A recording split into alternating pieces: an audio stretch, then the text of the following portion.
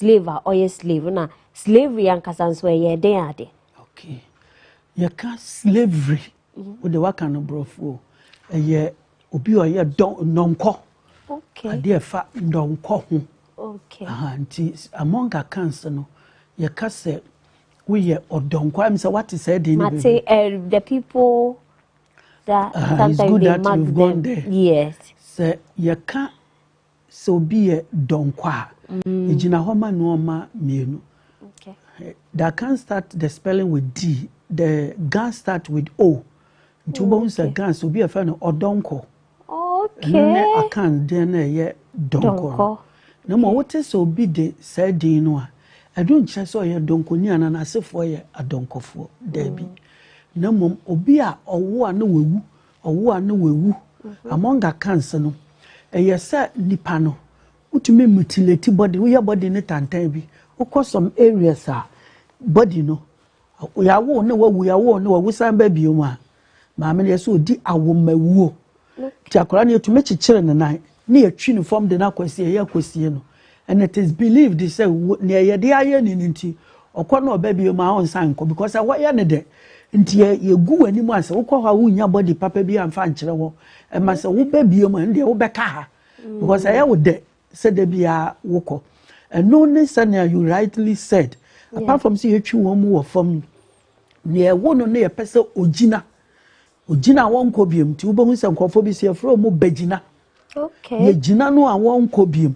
I see a yano mutilation being the first max be. Okay. A chair say, where you will be a wajiji busiana, wajiji ne mamiache. Jebin so you challenge person per se. Beyan pesa na atu no muguso ye nduro ye no ma ebo ne ho ban a nti afei onyini wie ni se waka won kobiem ne ye unity no abeye normal human being. Okay. Na usane de bia obeye te say pesa no na rasta no no aye ni to say rasta all because of ni ode ne maame efem ya ne maame awo be 5 o nyina hu ni say na sad ne very common. That's one aspect of near friend donko. Ubi out say bia na we ye donko. Ene ye do tutu nipa no.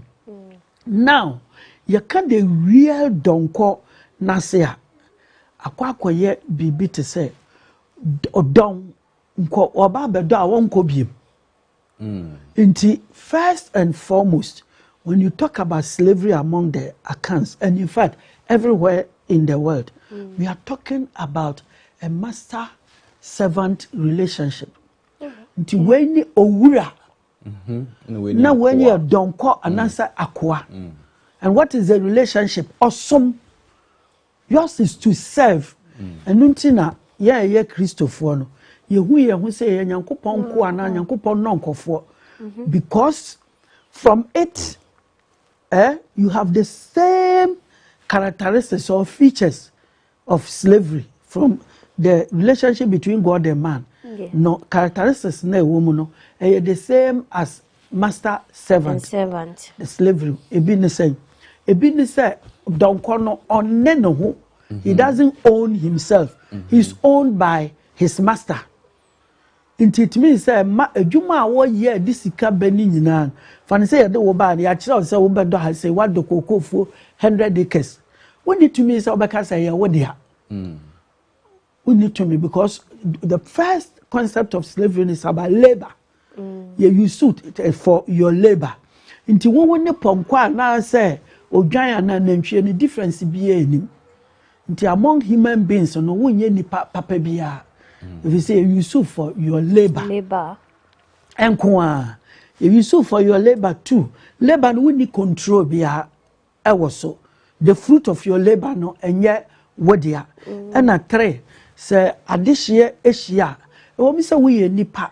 Utumi fra won tuma we bibia. Nso ye nkan won enka ho. If you say one day obi na edew. Nti ye ko vote at those days no in the house no. Wo vote bi e bibia wo nye bi. Na mo wo labor na ye yusu. Nti labor no no ma wo be ye na fatal me ye hu say nipa donko. I mean, so ubisa questions in yebedu. Okay, inti and the first thing I say once donko the on the no. Okay. Inti baby obeda. anytime I saw sorry aduane so di adwuma I say oye no eye ni wura no na ekire no owie nso oni so to me bia and owo ne man so a generally speaking omu nyina aye the same kwa even though among Akans they are integrated into the family nti so you kuni and ofri abofo you ka abofo oyokofo na obeba bi oka ho ya integrate no oka ho correct in spite of the fact so you don't ko oka ho na mo ya duru fie a ya duru fie no obi akwa ni fie no eno de wadwuma ye ne no mo ya me ehu so ye donko na ene no ye can slaves is it easy to identify them ene papa chow it is not easy the reason why am manage easy even in those days akanfo obu baby say obi nkyere obi ase so even to this day who obi oye okani now obone full name na ne buafu nti won so beka cho say na obom din tu ase yes sir then na obom din he will be angry nti wudi tententi ye friend say kekeli okansi obeka say ba ko pe wo de frame kekeli enya fe na wo botenteni na ade na obom din tu ase sir because okani bie no o be pese ye be kire na se until for the slave he is not identified, he doesn't say it. For the master and the family and the general society no yenka ne bedwam so we donkoni be bo atwadwan eye bone eye munsuo kase so wo be kire obi ase eye munsuo just ono ode ne ho no ode ne ho ma na oka ntesa ye nkire obi ase no ntina to a very high extent I say in history no and they say say among Ashantis say omu to make us say ye feel sorrow na ebae instead say abeka the truth say ye feel sirem they're not say ye feel sorrow say sirem so sorrow not na ebinu how so mbeka sa ebinu man so say ye feel ebon bi mu na ye pie nipa be na ofiri bon mu na wo pie ofiri ebon mu epie nti sa met no it's all because yem person obi behu yase nti ne ntira ye menye ntumi identify slaves easily no eye ne ayeken na momo no tete ho no ya de wo mu ba eno ya ne ye won bibi kakra ma hu differences wo ma hu different the reason is that some of them ye de wo mu ba mpo ano ha beton won and some of them in so sabio omuti sasa ne awutiwe omu ho fe too much nti wa identify no anhwe ya na wo de na ye bibia say adehye nko ana nti say identify wa adekura make na bi ne aware sabio mema kakra bi na self control nti de na ba ne ho efe no we ya dan ya ne beda because ni baby owo no na so onware enshatara wo de no beduru fia say wo be ya ne kama nti onya ya kama wi ya sa integrate no so your hini o so ye de o mu hyase ne wom e de da wo bebre na mom e wo mark kituwa bi e be ma abusuafo ni hia wo behu se we mu asefo ti se anti no mu ye kokko no anti no mu din ye sei no anti no mu ye sei no anti akanfo hu yo kani na wo din ye din a yetume kirase so easily a ye bu se wo ye donko for example o se o de kekeli no a ode no even though enye twidin but ye bibifuo din bi kra na originate from kakario because we did it for water no bia na kakari ko bisa budin bebre asantidin na no madam fu bia fa no kujeto no kokko hwe mo no kujeto na yo kuji atuo ya asantidin ya corrupt no a lot of names have been corrupted me secretary fa na edifo no me hwe mo edifo atwi wo se wadifo so what I say nyina nipa ba ko nto tini kakali no a onim se we ye awonani ana ewe fe ne se any problem na bi edi bi de kumsen Kisley Hereford I know they akanfochi nentra and now bi o ye have cars wo mo mpekura ye one time nti se wa hwa on so coastal if you know musha si breedy sa for na ye won fe no that shanty tree speaking people then na e ye won achi wade ko fa bi di be fi ka say na be ma na wo de no abey say we broni ana so ana so wo body no wakobo di bi akumsi na na ayo say ana ti say na mi ke ji anka say na wo Cape Coast and o mu na je won ho di o na you would call to asante for the no beka say there be obi a yentumi nkyira wo papa ase ya nkyira wo maame ase ye nim ba bia ofi na din kakra kase ada wo so no mo de to them na emusi okra lawyer mama bisa nti we are watching mu beautifully and then difference in the woman with regards to young local slavery how you've explained it so nicely any dia ye beto ye abrofo ede colonialism ede be to yen nanom ne ejanom de koen ensunsun ye be ne wom onsunsun ye kase pa ewom sunsun ye kase ewom ene se yen ye de no kwan ye fa so ye dinya slaves no edinya nonkofo no well ebi ne bia okun aba nti okun ba mo ye be di mo so no mo ya donkofo nti sa donko no ye friend no nomum ana two ye friend say nipa bi so wo ho a ye friend no akoa ono ne de no service na render na voluntary ono na tu no ho say obeye no commercial value that be no voluntary so nko betimi akonsosum nti wo mo esom wo hene ne nyina no mo ye ohene ne nko a voluntary relationship ana ohene no nso esom wo eno so ye voluntary relationship nti na ya ye frɛ ye ho se nyankopɔn nko a wansom na nyame ontumi nya ohwe ana mboa a choice pa be ye wasese wu mom na nko bia na odo ko hell bisu kra wa fa ko ni tribu nya densa wansom na onye obi bia na agro na me di wansom na nya fa yo fa se ni hia pa ne se ye wo donko ye wo nomum bia chi no because of war captive na ye wo obi a oye akoa na ye wo obi so e fa na awawa as in collateral you are good na wo so won tichi nti sa awawa no akwa se ne nkrofo bi deka ne nkrofo edeka na deka no wo muntimi ntua nti se wo ntimi ntua among Akans ye ka property e no ma miensa Akans ye ka property e no ma miensa and that's what we always fight for.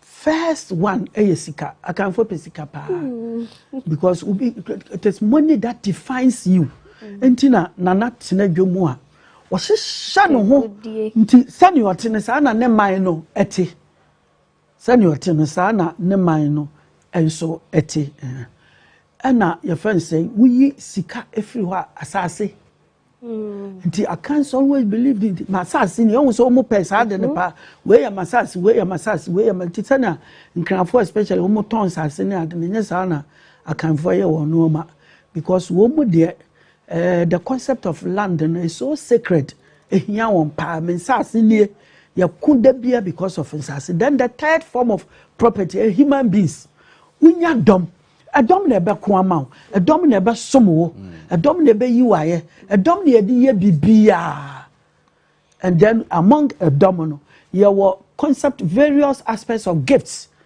natural gifts are wo mo ebi ebetuma botwene obi ho ofe obi ye de ne be yese obi ye de ne be yese nti sa no ma miensa we yesika asase adom ehia yen papa nti sania make na ekon ba ye fa nomum sani ebenya edom. That's one aspect of slavery because ye nya nipa no one say akanfo wo baby say so this year anko akoa edwane that means that we use slaves for war and they go together with the real subjects, the royals, if I should put it that way. The slaves go with their masters. So if you the slave master you are not found at the battlefield, then the slave will have the right very good. Inti ye nyina kan bom na wo hia won nti ba ko an o mo so e kan ho ɛna bisiminim sɛ maka ɔbaako nso yɛ frɛ no akyerɛ how to acquire slaves na meka no akyerɛ ne yɛ wɔ bi a wayɛ bɔne bi a nka sɛ yɛkum no na yɛnya nkum no wɔ hɔ nti sɛ yɛnku a wonam hɔ wobɛsom so a wayɛ dɔnkɔ sɛ wowu na wokɔ a yɛtumi de waseni bi ebesi hɔ at any time yɛtumi kum no because of you. Do you understand? Now, among Akans, you to me for father side, because father side, you know, moja. The Akan concept of blood is always from the mother. Mother side. So one for 9. Na science you to an free or beman who or bahon. You don't know why you enter and you are fairly soon. Soon. It is as soon as nothing among Akans.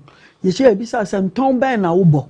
And Tony a baby a papa fee. And Uncle Webble can home in him side or castle were bushing. Now, my men a year moja because 9 months you were here until the blood in a womb. Uba out and so. Obama will not force the same blood and feed you so that you become a human being. Otherwise, you will die. Until you come moja a year woman. Until quiet bonny bini and your one kuwa. A mother line. Maternal line in your po be ekuno. These are ways yedinya slaves among us. But the European one now it was always based on violence. Okay. Based on, because against the will of the person. The people. And the person was enslaved. In chains. In chains. To work Asemanso area ho any Gonja land Salagamoa. Ubehu a slave chains a go shackles. I do yonku ni pegum churches against a bin a yin her same. Against the will of the person. Or one making marks and so human being a treating sir. Sa no many binana o slaves and Kwalankatin Kitio. I have for say slaves. And they were virtually naked and they were given just a small food to be able to survive in order to get to their destination. And I would do one so. Omono ntesa ya de no a shape no mo. Omo enya serisa aropa. Enya kan se omo ntesa ya de no a woni wo mu nyina atifie baako mu. Slave ne say na meka wutumi ware bi. And mu nyina we dan na we dan nti wuduru fie ho a bibie ni wa ekire wo fie ho say we ye donkoni unless they tell you. But in the European concept of slavery you are not integrated into their society. Nti obabia before no kwante na no ya me call Holland here me call their biggest museum and I who slave pictures and I interpreted to them. So obo dan abroad sign kama and before there no so some shanty bia omo a woman. That's the difference. To differentiate them, but always against the will of the people. Almost they're completely against the will. Always against now, they no woba. You become part of the family. Into a slave, be makura. You to me mano or this year mano wareno, and you should understand it. The reason why we are donkoni bema now worry or this year or bar I can't say no ain't high no. It's very simple. O kanibie no okoduru ba bi ne ebisa se wo maame wo papa ne hwan wo papa firi hene ehu yin wo maame nko a eno na kire busu a wo bo eno na kire your status in the family. Your status in the family. Wo papa sa de ebisa te se bi yi a ye beko ene se di ada wo si a me kire na beyond that no wo nu aba no akofa afuru e de aba akanfo no enhayen because what the nipa be fie. She's a woman. Once it's a woman, I dear you hear pa among Akans and so be wona busiano atre. Nti so no this year na we o woni we na we o ni we ya de enhaye. Interesting. Ebusia em say yesua de kakra no pay. Yehu me de nanka don kono kra na mentiase o ba no pay lawyer no chama matiase pa either donko ana or donko. It's all the same. But the mystery behind it, and we actually trying to actually say we are not free this month of October because of profound statement a president Koma United Nations with the fact say abrofono eguso in a certain lens say no more in terms of geopolitics, economic politics, and even yankasa natural resources high and still we are being impoverished. In that lens, no, you say still in our minds, slavery na cost one say jai.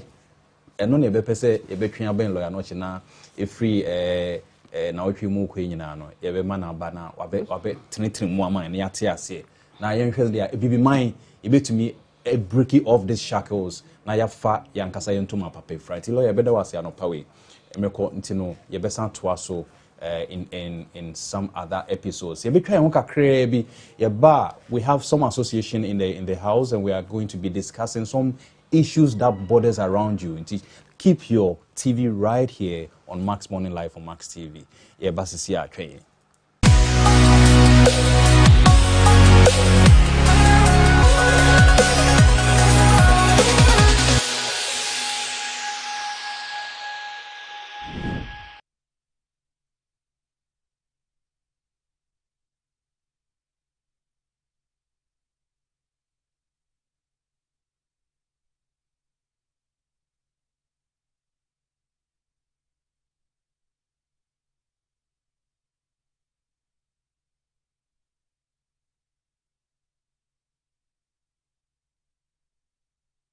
One day. Yes. Say you can't so be a donkwa. Ijina homa nuoma mienu. Okay. That can start the spelling with D. The gun start with O. Tubonsa okay. gun so be a fan or donko. Okay. Akans then ye donko. No more what is so be the said dinwa. I don't just saw ye donko ni and I say for ye a donko for Debbie. No mom obia or one no wewu or one no wewu. Among Akans no. A ye said nipano. Utumi mutilate body, we your body net and tabi. Of some areas are body no. We are one, no, we are one, no, we san baby, you ma. Mamma, so di a woman woo. Tiakorani to make children and I near tune from the Naquasia Yaquisiano. And it is believed they say near the iron in inti or corner baby of my own sanko because I want yanade. Intia you go anymore, so call her win your body, papa be and fan channel. And my son baby, your man, the old back because I would de said there be a woko. And no necessarily you rightly said, apart from see you one more from near one or near person Ojina. Ojina won cobium, two bones and cophobia from Begina. Okay. Ye Gina no and one cobium. I see a yano mutilation being the first max be. Okay. A chair say, where you will be a wajiji busiana, wajiji ne mammy. Debis why you challenge person. Bayan person na up to no bugusu ye nduro ye no ma ebo ne ho ban a nti afei onyini wie ni Mr. Waka won kobiem ne ye unity no abaye normal human being. Okay. Na usane de bia abaye te say person no rasta no no aye ni ti te say rasta all because of ni ode ne maame efem ya ne maame awo be 5 o nyina hu say na sad ne very common. That's one aspect of near friend donko. Ubi out say bia na we donko. Ene ye de tutu nipa no. Now, you can the real donko na say akwakoye bibi te say odon nko oba bedo a wonko biem. Inti first and foremost, when you talk about slavery among the Akans, and in fact everywhere in the world, we are talking about a master-servant relationship.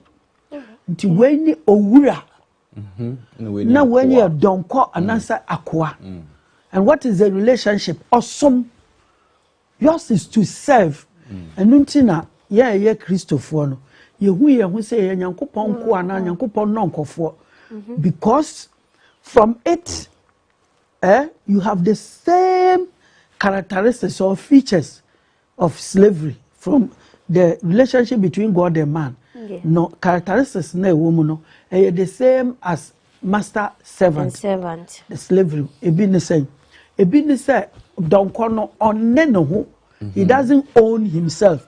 He's owned by his master. It means say adwuma a wo ye disika bani nyina fan say de wo ba na ya kire say wo bedo ha say what the kokofuo 100 acres. When it to me say obeka say ya wo dia. We need to me because the first concept of slavery is about labor. you use it for your labor. Into one ne pomkwa na say odwan na nantwie ne difference bi anim. Nti among human beings no wonye ni papa bia. If you say you use for your labor. Labor. Enko you use for your labor too. Labor no need control bia ewo so. The fruit of your labor no enye wodia. Na 3 say adehye ehia. Ewo mi say we nipa. Utumi fra wontuma oye bibia. Nso ye nkan wo enka ho. If say one day obi na edew. Nti ye ko vote at those days no in the house no. Wo vote bi e bibia wonye bi. Na mo wo labor na ye yusu. Nti labor no no ma wo be ye na fata me ye hu sese nipa eye donko. I mean so obi sa questions ni e bedu. Okay, nti and the first thing they say once donko de onde no. Okay. Nti baby obeda. Anytime I saw sorry aduane e so di adwuma e say oye no. Eye ni wura no na e kire no. Owie nso oni so to me bia. And o won a man so a generally speaking omu nyina aye the same kwa. Even though among Akans they are integrated into the family. Nti so your yukuni and ofri abofo you can't abofo or yukufo no baby. Or can we integrate no? Oh, can we correct? In spite of the fact so you're donko. O can home. No more you do fear. You do fear no be a when fear no. And no dear where you more and no more me who saw ye donko. Now and no ye can't slaves are. Is it easy to identify them Papa Chow. It is not easy. The reason why I'm managing easy. Even in those days, I can for baby say obi nchire obi ase. Obi nchire obi ase. So even to this day, who obi oyo okani. Now born a full name and an buafu. To one so back at your side and I'll bomb it into us. Yes, sir. Then I'll bomb it, he'll be angry. Until we didn't 10 years, friend saying, Kakeli, or can see, or back us at Bacope, with the family Kakeli. And yet, Fena, who bought 10, I don't know, bomb it into us, yes, sir. Because a Canadian or Bepessy a bachelor, I say, until for the slave, he is not identified, he doesn't say it. For the master and the family and the general society, no, yanka the Belgium. So we don't when you watch a giant, a bonnet, a monsieur Cassia, so we bachelor will be as a monsieur. Just or no, then a woman or then a woman, now or can. Tessa and Chile will be as a nuntina to a very high extent. I say in history, no, and they say, say among Ashantis, say, to make us say, you feel sorrow and a buy. Instead, say, I can the truth is say, you feel slim, they're not. I see a free sorrow. Says Rims was sorrow. And a bino a house on Becassa. A bino man so you free a bomb be muna ye peer, nipa ben of free bombuna, who peer free a bomb a peer, and some medicine. It's all because young person be behuasi. Until the entire may to me identify slaves easily, no, and near yerking. Name momono, Tetehuano ya the warm bar, and no ya near ye won't be big cra, among whom differences womb. Okay. Who different. The reason is that some of them, the woman bampuano have a tongue. And some of them, and so Sabio, Omotis Sanya Utiwe, Omo fed too much. Until one identify no.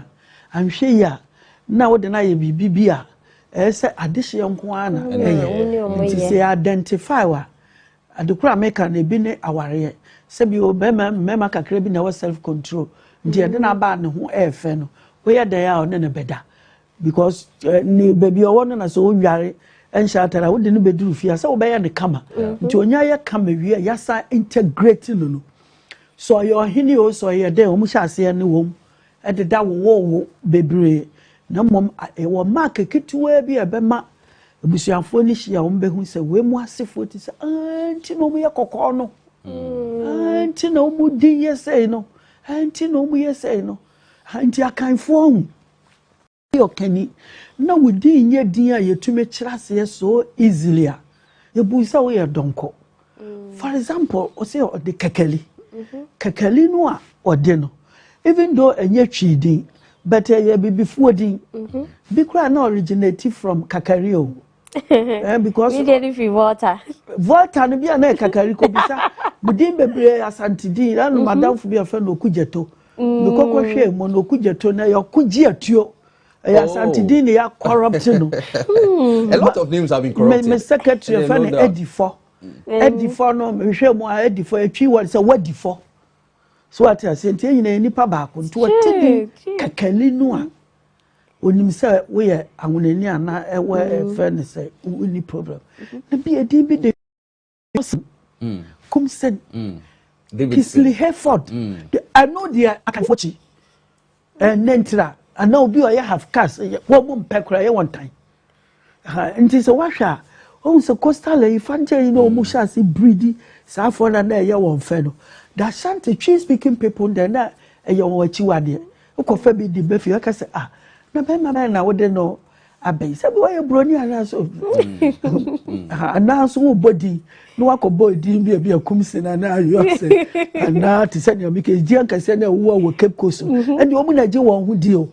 Aha, na you want to call to asante for the no beka say there will be a yen to menchira wo papa se yan chira wo maame ase yen nim babia ofi na din kakra kase eda wo so no mo de to dam na ebusi okra lawyer mama bisa nti we are watching you beautifully and then difference in the woman with regards to yen local slavery how you've explained it so nicely any dia ye beto ye abrofo ede colonialism ebe to yen nanom ne ejanom de koen ensunsun be ne wom onsunsun ya kase pa ewom sunsun ya kase ewom ene se yan ye de no kwan ya fa so ayedinya slaves no edinya nonkofo no well ebi ne bia okun aba nti okun ba mo ayebe di mo so no mo ya donkofo yeah nti saa donko no ye friend no nomum ana two ye friend say nipa bi so wo ho a ye friend no akoa ono ne de no service na render na voluntary ono na tu no ho se obeye no commercial value that be no voluntary so nko betimi akonsosum okay nti omo esom ohene ne nyina no omo ye ohene ne nko a voluntary relationship and ohene no nso esom wo eno so ye voluntary relationship enti na ya ye frɛ ye ho se nyankopɔn nko a wansom na nyame ontumi nya ohwe ana mboa a choice pa be ye wasese wuwu mom na ukɔ bia na odo ko hell bisu kra wa fa ko ni tribu nya densa wansum na onye obibia na agro na me di wansum na nya fa yo fa se ni hia pa ne se ye wo donko ye wo nomum bi a chi no because of war captive na ye wo obi a oye akoa na ye wo obi so e fa na awawa